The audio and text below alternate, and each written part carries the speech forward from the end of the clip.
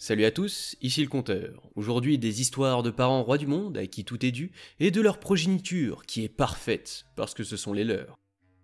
L'histoire suivante est postée par PetMyPus. L'année dernière, mon petit ami et moi sommes partis en croisière avec sa famille. Le bateau de croisière était très grand et avait beaucoup de sections et d'activités différentes. L'une d'entre elles était une zone réservée aux adultes, située sur le côté du bateau. Cette zone réservée aux adultes comprenait un bar, des douches extérieures et des chaises longues. Ce navire en particulier autorisait la nudité totale dans la zone réservée aux adultes. Le deuxième jour de la croisière, mon petit ami et moi avons décidé d'aller prendre un bain de soleil dans la zone réservée aux adultes, car mon petit ami était un peu agacé de voir les parents réserver de nombreuses chaises longues que leurs enfants n'utilisaient même pas, en plaçant leurs sacs fourre-tout, leurs serviettes mouillées et leur vaisselle sale sur 3 à 5 chaises. Nous commandons de délicieux cocktails et trouvons un endroit tranquille pour lire nos livres. Une demi-heure s'est écoulée lorsqu'un jeune garçon s'est approché de nos chaises, probablement âgé de 6 ou 7 ans, a pointé du doigt mon cocktail fruité et a commencé à crier. « Bonne boisson! Je veux une bonne boisson maintenant !» Oh, je suis désolé mon cœur, mais c'est une boisson pour adultes, peut-être que tu peux demander à ta mère ou à ton père de t'apporter une bonne boisson à l'étage. Non, je veux ta bonne boisson! Mon copain commence à être agacé par cet enfant car il perturbe notre temps de lecture, et nous sommes dans la zone réservée aux adultes après tout. Nous ne devrions pas avoir à gérer cela. Mon copain a craqué. Écoute petit, tu n'as pas le droit d'être ici. Où sont tes parents? Ah. Ok, viens avec moi que je puisse t'aider à trouver tes parents. Je donne mon verre à mon copain, me lève et commence à me diriger vers le bar tout en faisant signe au gamin de me suivre. Le petit garçon a décidé de sauter par-dessus ma chaise longue et d'essayer d'attraper mon cocktail de la main de mon petit ami. Mon petit ami a évité le garçon et s'est levé de sa chaise, tenant maintenant nos 2 boissons. Les autres passagers nous regardent et je parle au barman pour qu'il appelle la sécurité parce qu'un enfant est en train de faire du grabuge. C'est alors que je sens quelque chose qui me frappe la fesse. Je baisse les yeux pour voir ce garçon utiliser mes fesses comme un punching ball tout en faisant une crise de colère. Mon petit ami regarde lui aussi la scène, choqué, et je vois qu'il commence à s'énerver. Je me penche et m'adresse au garçon. « Excuse-moi, arrête de faire ça s'il te plaît. C'est très déplacé de toucher quelqu'un à cet endroit et je n'aime pas ça. » Le garçon continue à faire ça, mais il commence aussi à tirer sur mon bikini, presque à le faire tomber. Mon copain s'approche, pose nos boissons sur le bar et attrape la main du garçon, se met à son niveau et dit « Elle t'a dit d'arrêter de la toucher. Tu ne peux pas toucher les gens sans leur permission. Tu comprends ?» Pendant ce temps, le gosse continue de hurler de façon hystérique. Le barman est au téléphone et demande à la sécurité de venir quand un couple de personnes âgées s'approche de nous pour me rappeler qu'il s'agit d'une zone sans enfants. Je leur explique que ce n'est pas notre enfant et qu'il nous a harcelés pour des cocktails. Le couple de personnes âgées est maintenant aussi en train de regarder autour de lui pour trouver les parents de ce petit démon. C'est alors que nous apercevons la mère reine du monde qui se dirige nonchalamment vers le bar. « Pourquoi vous harcelez mon enfant ?»« Excusez-moi madame, c'est votre enfant qui nous harcèle pour des boissons alcoolisées. C'est une zone sans enfants d'ailleurs. »« Ah, on s'en fout des zones sans enfants. Mon mari et moi lui donnons parfois une petite gorgée de nos cocktails. Il veut juste goûter. » « Vous êtes folle, c'est de l'alcool madame. C'est illégal de donner de l'alcool à un mineur, même si c'est une gorgée. » Maintenant, la reine du monde se rapproche beaucoup plus de mon visage et commence à crier. « Ne vous avisez pas de me dire comment être parent !»« Vous feriez mieux de vous éloigner de ma copine. Votre fils l'a aussi touché de manière inappropriée et a essayé de tirer sur son maillot après qu'on lui ait dit d'arrêter. » La reine du monde regarde mon bikini et aboie. « Eh bien c'est peut-être parce que ta copine a l'air d'une traînée dans son bikini. Ce n'est pas un bon exemple de porter ça en présence d'enfants. » C'est alors que le barman et le couple de personnes âgées interviennent et lui disent que j'ai le droit d'être entièrement nu dans cette zone si je le veux, et lui disent qu'elle ne donne pas un bon exemple à son enfant en lui permettant d'être dans un endroit qui n'est pas approprié pour les enfants. La sécurité arrive et demande poliment à la reine du monde et à son enfant de partir, ce qui provoque chez la reine du monde la colère originelle. Elle a menacé de poursuivre le bateau de croisière pour discrimination et a également dit à l'agent de sécurité qu'elle s'assurerait qu'il perde son emploi.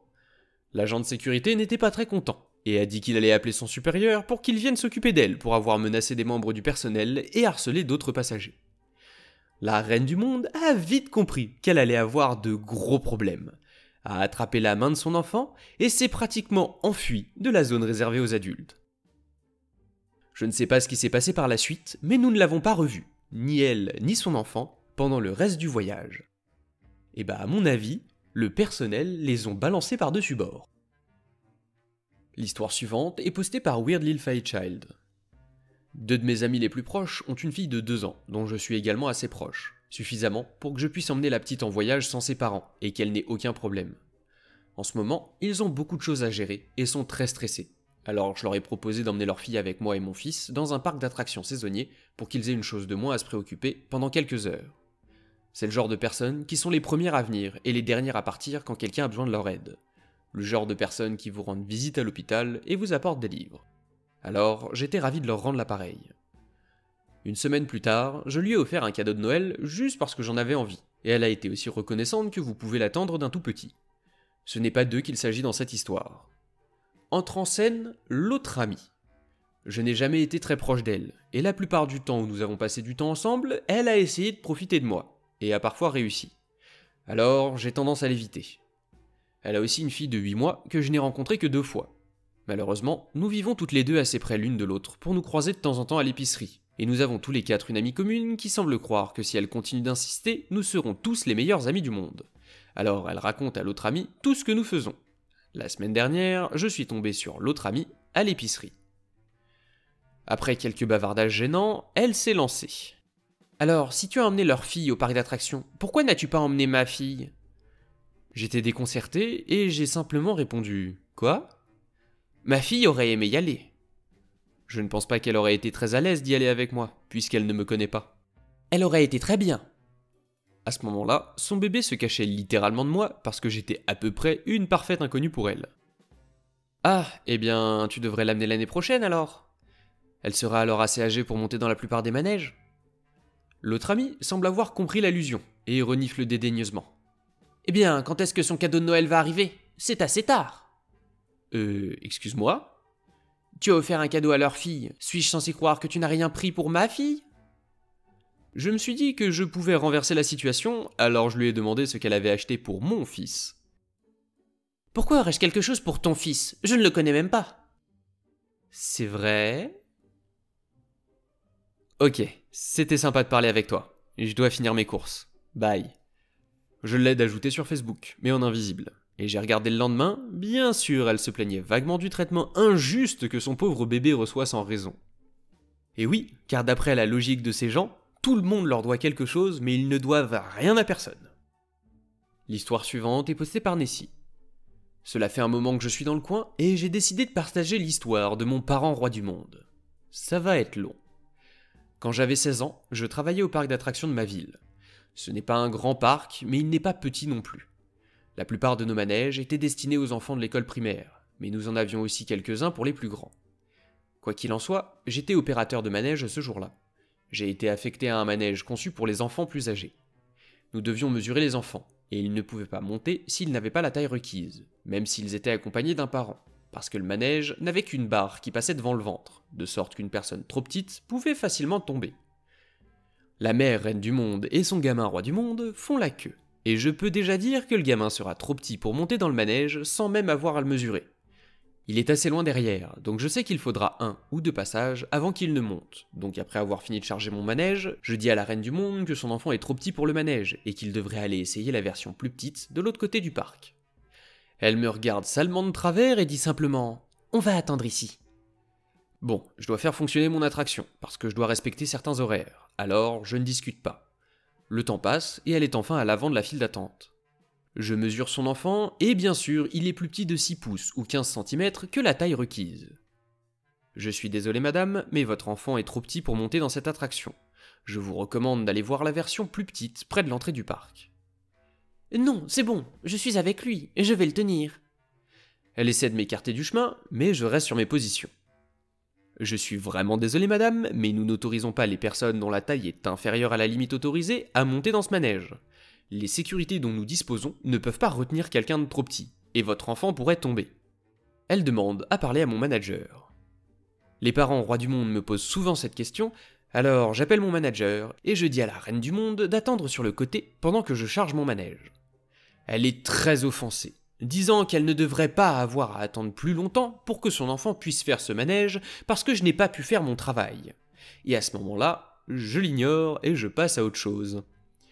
Je fais tourner le manège, mon manager arrive et lui parle. Il lui dit qu'il est vraiment désolé, mais que j'ai raison, son enfant ne peut pas faire ce manège.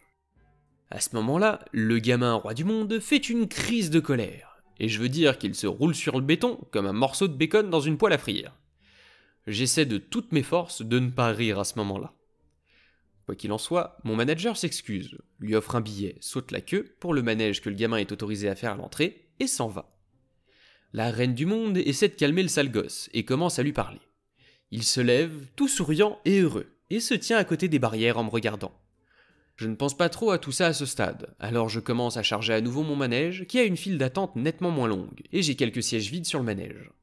Alors que je fais mes contrôles de sécurité et que je me prépare à le faire fonctionner, la reine du monde me tape sur l'épaule et me remercie de mon aide, ce que je trouve vraiment étrange. Je me retourne pour lui dire qu'il n'y a vraiment pas de problème, et elle commence à s'excuser et à me dire qu'elle n'aurait pas dû agir comme elle l'a fait, et blablabla. Je suis complètement abasourdi. Je ne sais vraiment pas comment réagir, mais je lui dis qu'il n'y a pas de problème et qu'elle peut profiter du reste de sa journée. Je me retourne vers mon manège et je me rends compte que le sale gosse ne se tient plus à côté des barrières. Je commence à ressentir des vibrations bizarres. Je regarde autour de moi et je ne le vois nulle part. Je regarde à nouveau la reine du monde, qui a sorti son téléphone avec son appareil photo pointé sur le manège, et c'est là que j'ai compris. Je sors les clés du manège et je commence à marcher vers lui. C'est une sorte de balançoire, donc je ne pouvais pas voir l'arrière d'où je me trouvais, mais je savais très bien que le sale gosse s'était faufilé à l'intérieur. La reine du monde commence à paniquer et à me demander ce que je fais, et pourquoi je ne mets pas en marche l'attraction. Je l'ignore complètement et je me dirige vers l'arrière du manège. Et voilà que le sale gosse est assis là, et se fait presque dessus quand il me voit marcher vers lui. Il n'avait pas du tout verrouillé la barre, et il se serait envolé dès que j'aurais démarré le manège. Maintenant, je suis furieux. Et je veux dire furieux. J'aurais pu aller en prison pour homicide involontaire. Je le regarde et je lui dis très sévèrement de descendre de mon manège.